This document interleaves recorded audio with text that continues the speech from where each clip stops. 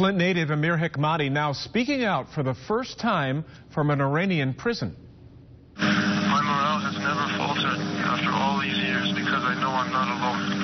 So if I'm alive and have any privileges here, and if my family is able to cope with this better, it's because of your support, and I'll always be grateful.